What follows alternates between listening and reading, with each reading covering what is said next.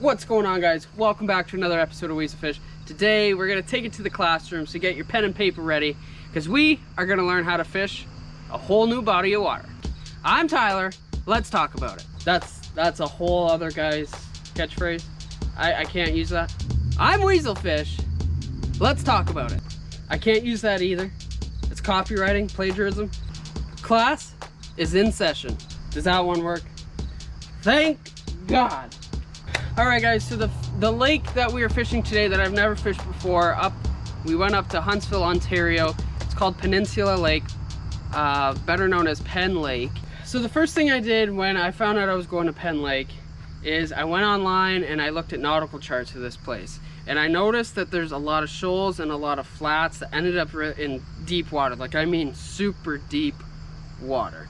Like, I'm talking 100 feet. Now, based off what I saw these areas that look like knots. I really like that area because of its deep drop-offs and then constantly up and down. I really like that area. It shows me that there's gonna be bait holding there, which is gonna bring those fish in. I also looked at possible holes that these fish could sit in and hold on to. And then what I ended up doing is I compared all this and looked on Google Maps to see if I could find any visible structures that fish can hold on to. Now, I found a lot of underwater, almost like islands of just rock piles. And then what I did is I ended up saving those points on Google Maps. This way I could take my kayak or boat there in whatever area I feel like fishing at that time. So I started the day fishing a little bit deeper water. I liked in between 14 to 16 feet as the water was already 72 degrees. Just pretty well where the bass really like that comfortable water temperature. So I didn't want to go super deep. I could have pounded out shallows, but I know that wasn't going to be great, as I knew the deeper humps would probably provide more bait and more fish. So with that being said, I ended up throwing a lot of drop shot around. Max scent flatworm did the trick. I like how it matches kind of the smaller baits. They got what's called an Iowa darter, which is kind of what we have here, which they kind of look like gobies a little bit. So I liked how the shape of the Max scent flatworm matched the darter and the size and everything else and the bait that's up there.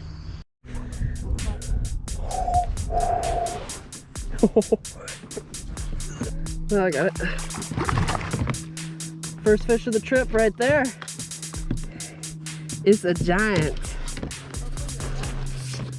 Yeah, I got it.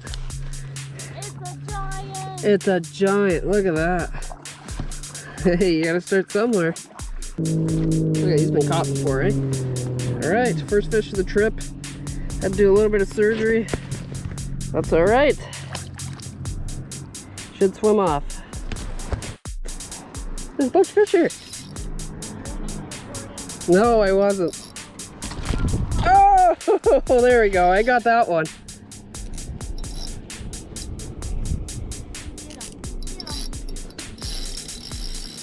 He's not that big.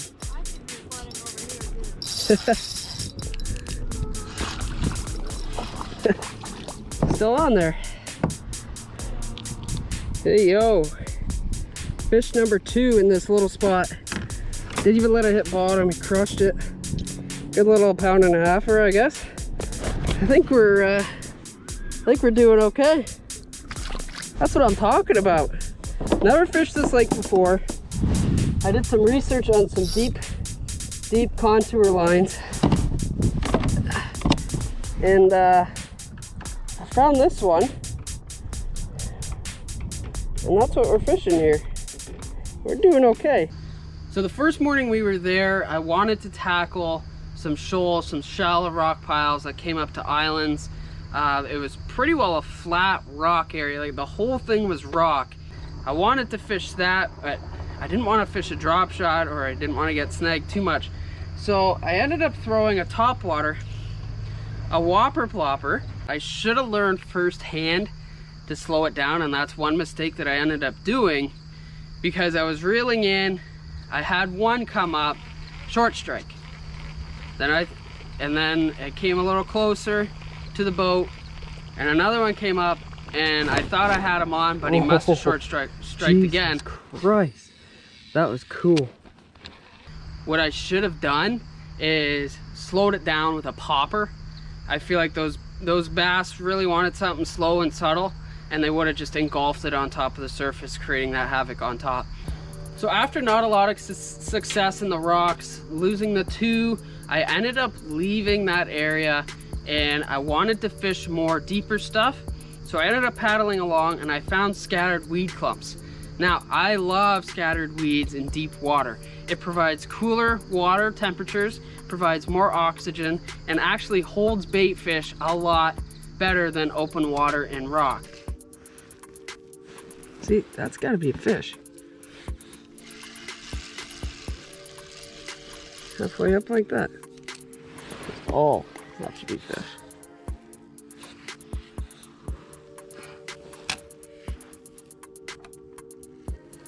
Probably all rock bass. That's not a rock bass. That's not a rock bass.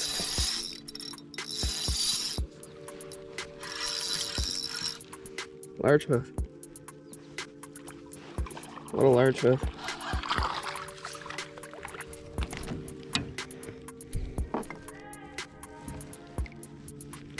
To see what a big one feels like. Nice largemouth. They're so pretty up here. Alrighty, dude. Thanks for coming out. Playing. Another one.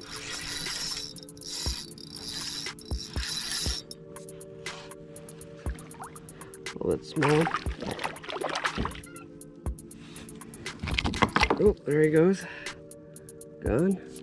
So after seeing these marks, we ended up catching a few fish. It ended up being a pretty good day on the water. Nothing big, nothing giant. My biggest fish ended up coming off of the dock as we had a really strong wind pushing up against shore that afternoon. And I guess the smallmouth came up and followed the bait fish all with the wind all the way up to the shore, and ended up catching my big one. Anyways, guys, I hope you guys learned something from this video. We ended up going the next day with my godfather. He ended up taking us out on Lake of Bays. We had fished some deep ledges, some lily pads, stuff like that.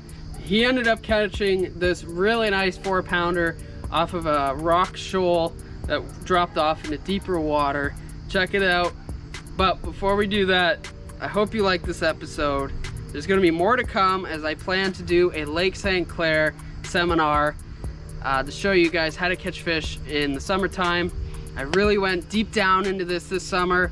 When the Bassmaster Elite Series came down here, I asked a lot of the anglers some questions of what they saw, what they're looking for, how they come up on these spots.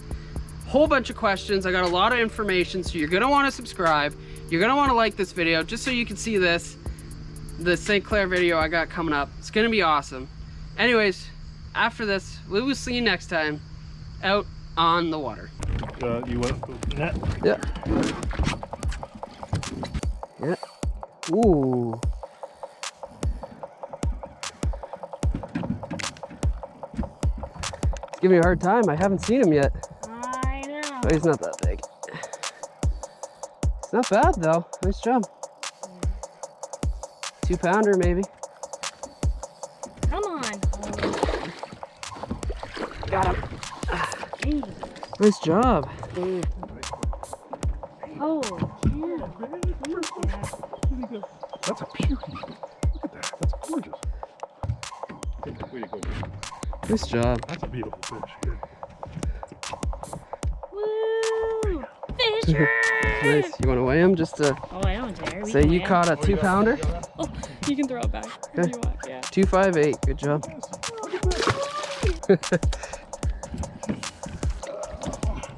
Little pounder, 1.5-pounder. Are you saying she's still waiting? Not out. Oh,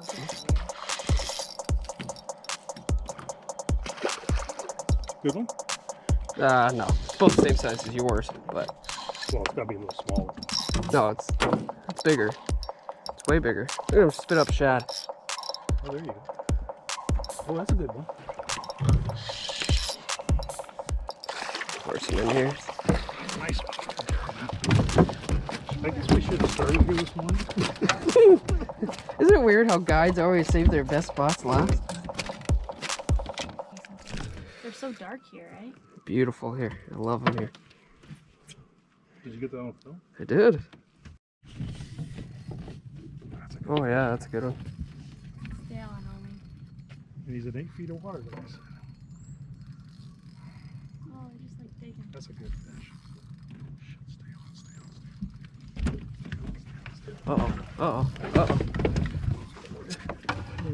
He's in my rod now. Reel up. Reel up. Yeah, you're good. Oh, nice. Here it comes.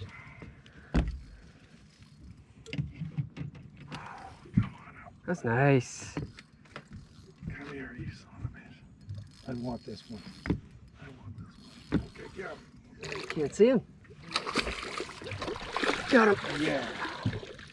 That is That's a the one good we've been fish. looking for. That's Right the one on, we've been man. looking for. Good job. Right on. Look at the size of that son Oh of a my bitch. gosh. Oh my god. That's a son of a bitch. Look Oh at my God, he's that. heavy. He Look is at that. That's a big He end. is That's heavy. what we're looking for. 452. Yay, you won. How do you do it? Way to be a fishing guide. Oh, I was going to throw him. I was just about to throw him in. I forgot the lure. So, do you see it? Oh Christ, dude.